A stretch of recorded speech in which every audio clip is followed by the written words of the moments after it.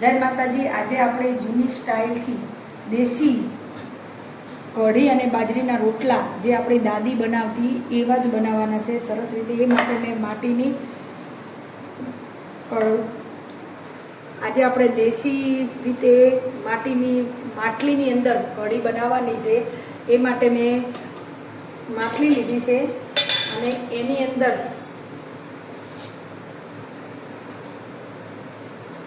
બે નાની ચમચી તેલ લીધું છે।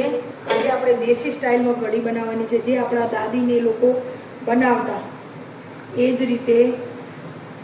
તેલ ગરમ થઈ જાય પછી આપણે મેથીના દાણા નાખવાના છે।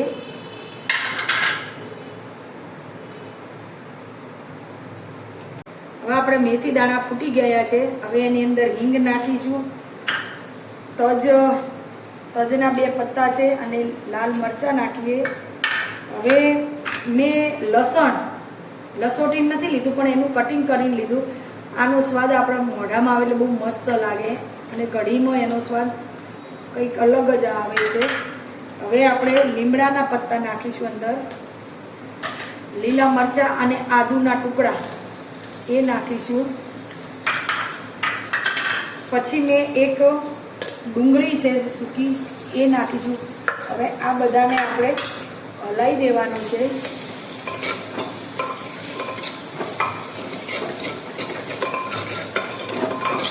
આ બધાને ચડવા દેવાનું છે। એટલી વારમાં હું થોડું પાણી લઈશ। પાણીની અંદર 1 ચમચી હળદર અને 1 મોટી ચમચી મરચું।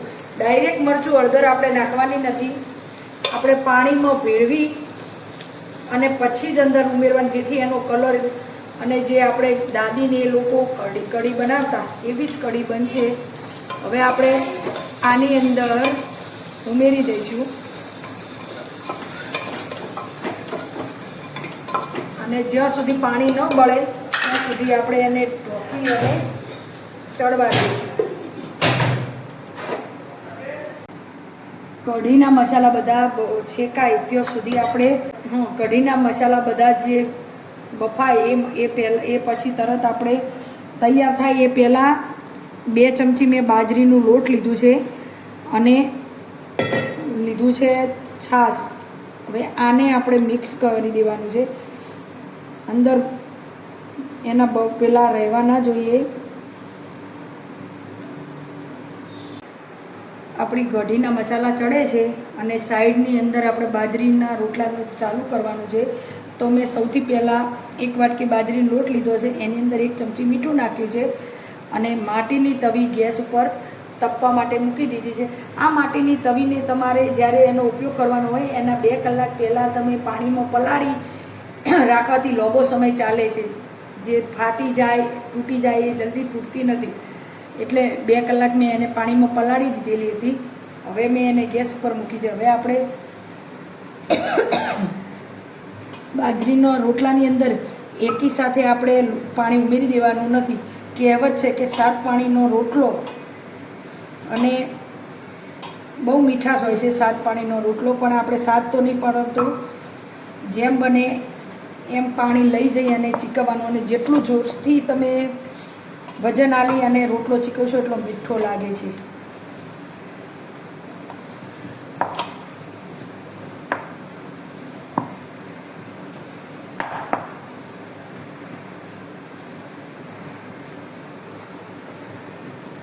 રોટલાની લોટની અંદર આપણે એક રોટલોનું જ લોટ ચીકવી અને એક જ રોટલો એ રીતે બનાવવાનો હોય છે। એકી સાથે બધું લોટ બાંધી દેવાનું હોતું નથી, એટલે મેં 1 વાટકી લોટ જ લીધેલું છે।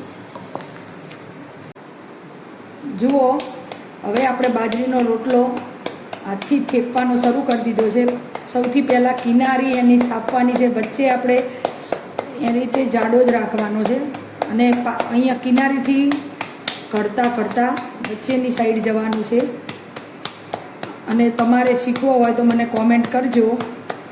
તમે જોઈ શકો છો કે વચ્ચે તો આપોઆપ સરસ રીતે ગોળ થઈ ગયો છે। જો આપણો રોટલો તૈયાર થઈ ગયો, હવે એને આપણે તવીની અંદર નાખીશું। જો આપણા મસાલા બધા સરસ રીતે ચડી ગયા છે. હવે જે મેં છાશની અંદર બાજરીનું લોટ જે ઉમેરેલું હતું એ મિશ્રણ આની અંદર ઉમેરી દઈશું.